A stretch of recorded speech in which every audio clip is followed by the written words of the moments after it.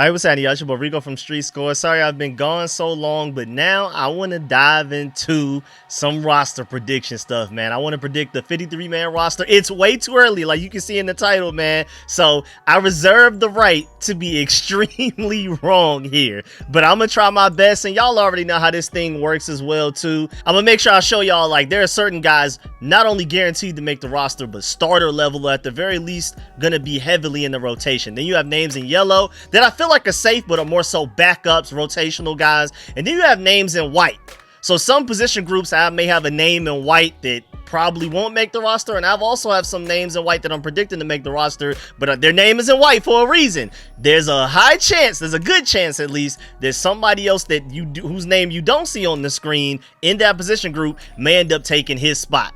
But before we get into everything, of course, I have a trivia question for you. What veteran running back acquired from the Colts was the leading rusher, 916 yards, and pass catcher, 70 receptions for Washington in head coach Joe Gibbs' first season in 1981? I'm going to give y'all the answer to this at the end of the video, but before we get into everything, make sure you still farm that like button, still farm the subscription button, and still farm the bell next to that subscription button so you get notification each and every time I release an informative and opinionated video just like this one. Make sure you stay tuned to all of the content. Really appreciate y'all for supporting every video, man. Y'all been going crazy even for the moments that I've been gone. I've been trying. I've just been super busy. I'm trying to get back to getting y'all videos every day. I already know for like the next 2 weeks it's going to be really hard for me to get y'all videos every single day, but I'm going to still try to make sure I hit y'all with some content even while I'm out of town. So stay tuned. Without further ado, let's go dive into the video right now, man. Let's get it.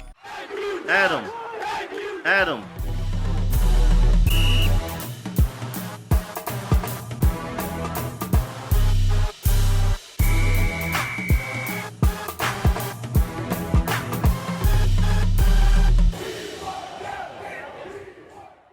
And before we get into anything, man, shouts out to my dog Reggie T, who donates. He's one of the people that's always donating constantly. He's even one of the guys that donates every time we score a touchdown in the games while we're live streaming, watching the games together. So big shout out to Reggie T for just supporting the channel so consistently. Then he dropped this huge Cash App donation out of absolutely nowhere and said, keep up the good work. And this was Saturday morning. I hadn't done a video in like a day or two. So that is real love and support, man. So shouts out to my boy Reggie T for sending that donation directly through the Cash App. Not only am I not streaming, but I haven't even put out a video within like the past 24 hours up to the point that he donated that. So that is real love. Now let's get into this video, man. And as y'all can already see, this is the offense version of this. I'll do the defensive one maybe a little later. Maybe that'll come out probably later on tonight. But then again, we're doing Commanders Kings, so maybe I'll put it out like right after the Commanders Kings end. So make sure you stay tuned. And also, of course, as you can see right now,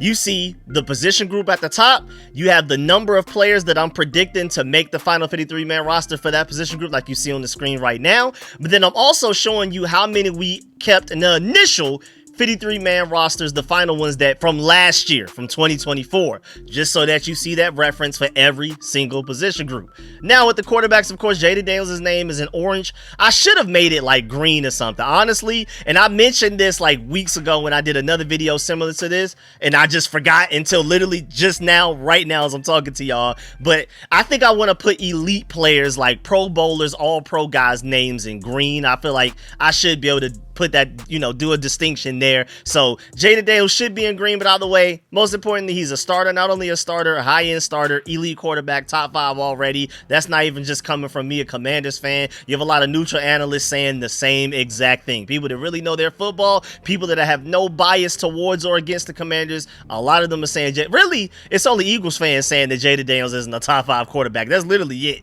And then Marcus Mariota is, of course, your backup. He's a high-end backup. I admit where I'm wrong. Like around this time last year, I wasn't very excited about having Marcus Mariota, but I can admit I was wrong. He is arguably the best backup quarterback in the NFL, man. That guy had to step in and win, not only win us 2 games, but in one of the games, he had to lead our team in rushing. And then, of course, in that Cowboys game, he had to make a game-winning touchdown throw. Like, come on, man. You can't get much better than that, especially scheme fit. Even when we first got him, even though I didn't like Marcus Mariota that much, and of course, like I've already told y'all, the reason that I wasn't very impressed with him, wasn't very excited about the fact that we signed him, was because I'm a big Falcons hater. I'm from Atlanta, live in Atlanta. Most of my friends are Atlanta Falcons friends, and I just saw how well he was sabotaging them. I was afraid of him coming to us and doing that. It wasn't a lack of talent. It was just, I just recently saw what he did to the Falcons. So, I mean, what is he going to do when he comes to the Commanders? Now, of course, now later on, we've heard more background information on what was going on and everything like that. So it wasn't necessarily like completely his fault. And now he's a high-end backup. And at the very least, even again, when I wasn't very high on the Marcus Mariota signing last year, I said at the very least, he's a good scheme fit. You have Jaden Daniels, who's a mobile quarterback. Marcus Mariota, also a mobile quarterback. So you're not going from one quarterback to the next, and you have to completely change up the play calling, completely flip your whole playbook, just tear out certain pages of the playbook. Now, of course, there is a gap between Jaden Daniels and Marcus Mariota. There's a very noticeable gap. Marcus Mariota is not a top 5 quarterback, but he's as good as you probably can get as far as backup quarterback. Not only production from what we saw last year, and whenever the moments were at their highest, he did it, and also being a leader. I mean, that Falcons game overtime, Jaden Daniels is so tired. He looks like he wants to pass out. Marcus Mariota was the one that came over and motivated him to get right. But I'm spending too much time talking about quarterbacks. You already know the quarterbacks. I'm rooting for Sam Hartman. His name is in white because I don't think he's just a lock to make the roster over Josh Johnson. Like I've said in previous videos, ever since we've signed Josh Johnson, Sam Hartman sat perfectly on our practice squad last year, and no team ever even thought about grabbing him. So if they want to have the best chance of keeping all 4 of the quarterbacks that we currently have signed on roster, again including Josh Johnson, who you do not see on the screen right now, you could just go ahead and probably put Sam Hartman on the practice squad again and keep Josh Johnson as your 3rd quarterback. But I'm rooting for Sam Hartman, especially with the relationship that he and Jaden Daniels have. I'm rooting for Sam Hartman to earn his 3rd quarterback spot. But as of today, he's the 4th quarterback. I'm hoping by the time we get to the regular season, he surpasses Josh Johnson. And then moving on to running backs, Brian Robinson and Austin Eckler are names in orange, but I think Ja'Cory Krosky-Merritt, I'm telling you right now, he may not week 1, and this is more of a week 1 thing. This is the initial 53-man roster prediction. This is September, but I'm thinking probably by November, he's the name in orange, and Brian Robinson and Austin Eckler are the names in yellow. I can easily see that being a thing. And then I really think he's too explosive. I mean, we had the 60-yard touchdown run in mandatory minicamp, but it wasn't even just the fact that he got a 60-yard touchdown run, which is just something running backs in our room just could not do last year, but also the fact that it happened on the outside zone run. Cliff Kingsbury realized very early last season that outside zone runs are not possible with the lack of explosion and quickness that we had in our running back room last year. So the fact that he's already introducing new plays that we basically never saw last year shows you that Ja'Cory is not only going to play, he's going to play more early and more often. He's going to play earlier and more often than you probably think he will. And then, I mean, we only kept 3 running backs last year. If we keep a 4th, that's why I'm throwing those 3 names up there: Chris Rodriguez, Michael Wiley, and Jeremy McNichols. Jeremy McNichols is the veteran. You saw him. He played in quite a few games last year. He's one of your kick returners at times and things like that. Chris Rodriguez had his moments. You know, a lot of us like him, especially that what he did against the Falcons. He's forever good in my book. If he ever needs, a meal or something, I got him for what he did against the Falcons, running those guys over. That I still use that as trash talk, man. Our 4th string running back was running y'all over. You know what I'm saying? I say that to my friends all the time. And then Michael Wiley, we've been hearing from Anthony Lynn himself, the running backs coach, the run game coordinator, all of that. Ex-Chargers head coach. So he knows what he's talking about. He's been hyping up Michael Wiley lately for the, past few weeks. Some time ago, I think it was during voluntary OTAs or something like that. So, hey, man, those are just 3 names to watch that if we keep a 4th running back, hey, man, that's a nice 3-headed battle right there. Positional battle for training camp, something to watch for. Wide receivers. Now, this one was the only one where I just couldn't pick the last spot for a position group. Of course, we kept 6 going into last year, so I'm assuming we'll probably keep 6 this year. Now, first of all, of course, get it out the way, Terry McLaurin, Deebo Samuel, dogs. I think they're going to ball out. I think Deebo Samuel's going to make Terry better. I think Terry's going to make Deebo Samuel better. And this is the best quarterback Deebo Samuel's ever played with in his life in Jaden Daniels. So Deebo Samuel's going to ball out. I'm telling you right now, Hear me now, believe me later. If some crazy reason I'm wrong, y'all can come back and get on me in these comments a year from now. But I'm telling you right now, I am very confident in the fact that Deebo Samuel is going to ball out for us, and he's going to earn a pretty big contract for us by the end of the season. The scheme fit with Clint Kingsbury, again, the environment around him. I mean, this offensive line is going to give Jaden Daniels ridiculous amounts of time. And then the weapons around him, he's going to have Terry McLaurin on the other side. Defense has got to worry about him. You're going to have to worry about Noah Brown, Jalen Lane, and Luke McCaffrey, like you can see. Now, Luke McCaffrey was balling out in mandatory minicamp, and he showed up more than Jalen Lane. Now, of course, he has a year on Jalen Lane. As far as NFL experience, Jalen Lane is a rookie that we just drafted in the 4th round. But I'm telling you right now, Jalen Lane, I wouldn't be surprised after we get through training camp and then the NFL speed starts to slow down for him a little bit. I think he could probably be a starting slot. And then Noah Brown, John Com said, and I did a whole video breaking this down, John Com said that the injury from what he's heard or what he's feeling doesn't seem to be that serious. So Noah Brown, you know, if this were like the day that he first got hurt, I thought he was probably out for season type of stuff. He wouldn't have been included in this, and then I probably would have had to find 2 more wide receivers instead of just 1 more wide receiver to kind of include in this list. But Noah Brown, it sounds like from what John Com is feeling here and whatever, no like official update from the Commanders themselves, but it sounds like Noah Brown should be good to go, and that is great news for us. And so then we have this last spot, Ja'Cory Brooks, undrafted free agent out of Louisville. Literally got Tyler Shuck drafted in the 2nd round. He is a really good receiver, but I haven't heard much about him so far in the offseason, so maybe he hasn't impressed enough, but I like him a lot. Maybe just like Jalen Lane, he makes a huge jump throughout training camp in the preseason. KJ Osborne, the veteran, that used to be a pretty good wide receiver too for the Vikings just a couple of years ago, but just didn't do anything for us last year. The only thing he did for us last year was get a holding penalty, but maybe an entire offseason with the offense, Cliff Kingsbury's system, gaining chemistry with Jaden Daniels, maybe that could develop into something. Michael Gallup's been hurt literally basically since he's gotten here. I think he's been dealing with a hamstring issue the whole time. I'm rooting for him, but he has to get healthy to show people what he could do. And then Chris Moore, as of today, Chris Moore is your 6th wide receiver. And I don't even think it's close right now. From all of the plays he's been making, especially throughout mandatory minicamp, he is your 6th receiver right now. It's just hard to predict, by September who is going to be. If I have to put my neck out there and just pick a guy and just say this guy's going to be the one that ends up making the team, out of the 4, I'm rooting for Ja'Cory Brooks. He's the one I want to make it, but right now I'm probably going to just play it safe and go with Chris Moore. But don't sleep on Michael Gallup, because he's one of the very few receivers on this entire roster that's had a 1,000-yard receiving season. He just got to stay healthy, and he has to show that he still loves football after retirement on the Raiders just last year. And then KJ Osborne, man, you just got to show me something. And I haven't heard any buzz from you so far this offseason, so we'll see where that goes. Now, moving on to the tight ends, you have Zach Ertz, John Bates, and Ben Sinnott, of course. And then your 4th is Colson Yankoff. I mean, if he wasn't hurt last year, he probably would have played in games on Sunday. This coaching staff loves him. They're higher on him than I am. I mean, I like him, but they seem to love this guy. They seem to think that they have found some super gem still of an undrafted free agent here. He can contribute on special teams, but they also like him on offense as like a fullback tight end type of guy, similar to kind of how they view Ben Sinnott. And then we've been hearing a lot of buzz about Ben Sinnott really starting to pop, like he's taking that 2nd-year leap. That's going to be big time, because right now Zach Ertz is, of course, Jaden Daniels' a safety blanket, but how many years does Zach Ertz have left in him? This may be the last one, especially if we go on and win a Super Bowl. Who's going to be our starting tight end that's receiving most of the targets from Jaden Daniels outside of the receiver room? Yeah, I hope Ben Sinnott is ready to step up and be that. He has an entire year to go ahead and do that, and I think he can. I mean, we're starting to see you saw in preseason last year that he was untackleable.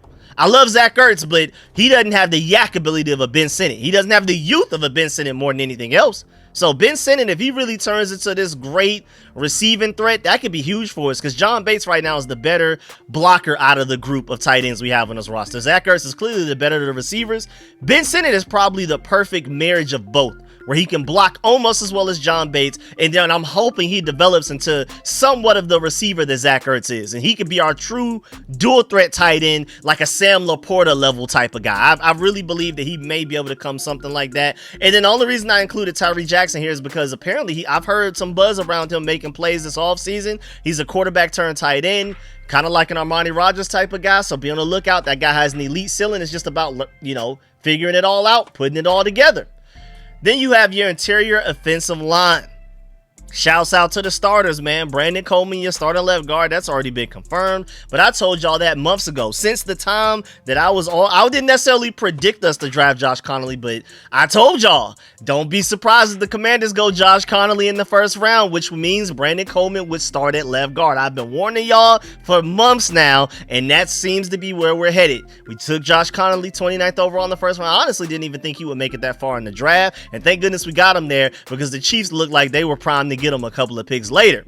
But then Brandon Coleman is now your starting left guard. Tyler Biadasz is obviously your starting center. Pro Bowl center, mind you. Samuel Cosmi is your starting right guard when healthy. Right now, a lot of positive news coming about Samuel Cosmi's recovery process right now. You know, of course, we'll see at training camp, which the veterans report, what is it, July 22nd or something like that, when we'll probably get like another official update on Samuel Cosmi. But everything we've heard from Dan Quinn and anybody else that's talked about it sounds like Samuel Cosmi is not only on track, but maybe even ahead of schedule. So maybe he'll be ready by week 1. But at the same time, those guys that you see under them, I feel like we have such elite depth, and especially at interior offensive line, that don't even rush Samuel Cosmi back. Don't even, if he's not 100%, I don't care if he's 95%. If he's not 100, don't throw him out there. It's not because I feel like he can't be a good offensive lineman at 95%. I just don't want to risk any further injury. I don't want something bad to turn into something worse. There's no reason for him to go from a torn ACL to like 90% healed, and then we end up making it worse. Like, just don't bring him back until he's 100% ready, because we have so much great depth. Nick Allegretti was our starting left guard last year, and he was solid. Not great, but solid. He could honestly start on some other offensive lines in the NFL right now. He's a backup. Trent Scott, when Samuel Cosmi got hurt against the Detroit Lions, Trent Scott stepped in and played so well. I'm pretty sure most of y'all at certain points in that game, especially once we started putting up crazy points and our offense was so explosive, you probably even forgot at times that Samuel Cosmi was hurt. I mean, we noticed immediately when Tyler Biadasz was hurt against the Saints, and I forgot the other game that he was hurt. Maybe it was the Falcons or something like that. We noticed immediately when Tyler Biadasz was hurt and we had Michael Dieter in there. Our run game was worse. Our passing offense was worse. Everything was. It seemed like the calls at the line of scrimmage, like, you know, the pre-snap stuff, reading the defense and adjusting the line of scrimmage and the blocking schemes, that took a step back. Tyler Biadasz is a very smart offensive lineman, not only just a really good blocker, but a very smart offensive lineman that helps Jaden Daniels as far as, okay, that linebacker may be blitzing, let's shift the offensive line this way, let's double team this guy, let's prioritize this gap. Tyler Biadasz does a lot of great things for us, man. So I mean, just having him here is huge. But my point is, we noticed way more Tyler Biadasz hurt and Michael Dieter stepping in for him than we noticed Samuel Cosmi hurt, Trent Scott stepping in for him, which is crazy because Trent Scott is a really bad tackle in my opinion. Everything I've seen tackle from him, never good. I remember during the Jets joint practice we had before the 2024 season, he was getting whooped by every Jets defensive lineman, even the backups, the guys that probably didn't even end up making the final 53-man roster were having field days against him.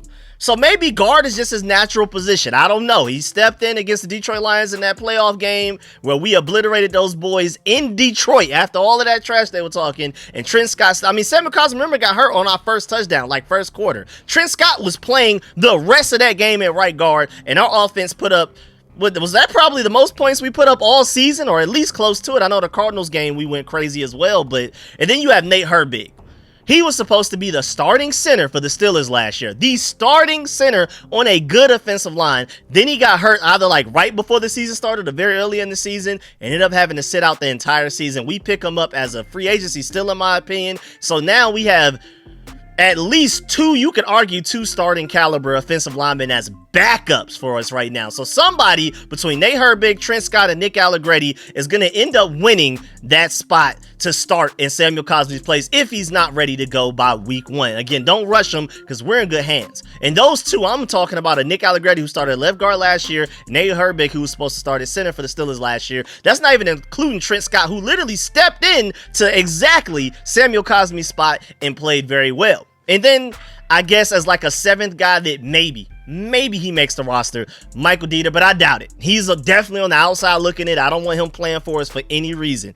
I'm hoping that we have enough depth on the offensive line to where Michael Dieter never has to play for us in a single regular season or postseason game. He can do whatever he wants in the preseason, but I saw enough last year to know, man, thank goodness we signed Nate Herbig. Thank goodness we still have Nick Allegretti and Trent Scott. I don't want it to ever have to be Michael Dieter. So to me, Nick Allegretti and Trent Scott are your backup guards, in my opinion, even though the Commanders are probably going to list them at tackle. But I've seen enough in just 3 quarters of football that Trent Scott is a way better guard than he ever was a tackle. And then Nate Herbig is your backup center. So hopefully Michael Dieter doesn't even have a spot on the roster. And as you can see, we kept 5 last year. I have us keeping 6, but that's because I have us keeping 1 less tackle because we have so much versatility in the offensive line room that, when in doubt, Andrew Wiley can play guard. We can go back to the guards. And again, Trent Scott technically was a tackle. Samuel Cosme was even a tackle. Brandon Coleman started at left tackle for us last year. So it's kind of hard to break up interior offensive linemen from tackles because, our guys are so versatile that there are like 4 or 5 guys that could be on either one of these screens that I'm showing you. But as far as our pure tackles, Laramie Tunsil just starting left tackle. Josh Connolly is just starting right tackle. And Andrew Wiley is a swing tackle. He's your backup. He was just starting right tackle last year, and because of Cliff Kingsbury's scheme, he was actually, dare I say, good. Not great, but good. Not bad at all. Under Eric Bieniemy, when he didn't utilize any scheme or play calling to kind of hide Andrew Wiley's weaknesses, Andrew Wiley just left out there on the island, he was bad. But last year, Andrew Wiley was pretty good. But granted, again, that was because Cliff Kingsbury did something that Eric Bieniemy did not. Adjust his play calling and play schemes and all of that type of stuff and play structures around Andrew Wiley's weaknesses to make sure it's not exposed. He even had tight ends chip. He had wide receivers chip. He had every running backs chip occasionally. He always had some type of help on Andrew Wiley's side to make sure if he does get beat, there's somebody there to help or even double team immediately off the line of scrimmage. So, Cliff Kingsbury is willing to do that if he has to, but luckily, that's why you go Josh Connolly in the first round, because you don't need a tight end, wide receiver, or running back to chip for him, I believe. I think he's going to be a really good right tackle for us, maybe even Pro Bowl level. Same thing with Laramie Tunsil on the left tackle, on the left side. That's why you traded for him. Now, Cliff Kingsbury doesn't have to ask these tight ends and running backs and wide receivers to help the tackles as much. It's probably still happen occasionally, but now instead of wasting 2 to 5 seconds helping block a guy, or really the entire play double teaming the guy, now they can immediately start on their routes as soon as the ball is snapped, which means guys are going to get open sooner, which means Jaden Daniels can get rid of the ball faster. So it's everybody helping each other, because if Jaden Daniels is able to get rid of the ball faster, that means the tackles in front of him don't have to block as long. And then the tackles in front of them, of course, since they don't have to block as long, Jaden Daniels is going to ball out. With them being better tackles, Jaden Daniels will have a better chance of being able to read the field and do what he has to do. So everybody's helping each other. Jaden Daniels is going to make those guys better, but of course, those guys are going to make Jaden Daniels better. And now that we have 2 tackles on the outside that you can both leave on islands, because Brandon Coleman, as good as he was last year, and Andrew Wiley, even as complimentary as I am of what he did last year, both of those guys needed a lot of help from tight ends, receivers, and running backs. Go look at the plays. Cliff Kingsbury did a great job helping those guys out. These guys, you don't have to do it as much. So now we're going to have wide receivers, tight ends, and running backs going on their routes, getting quicker and further in their route developments and their route trees and things like that. And that's going to make things so much easier for Jaden Daniels. Guys are going to be open sooner. And Jaden Daniels going to have better protection. This offense is about to be insane, so I'm super excited, man. And again, Andrew Wiley, I know a lot of people really like Cornelius Lucas, but Andrew Wiley may be even a better backup swing tackle than he was, or at the very least around the same level, at the very worst, same tier.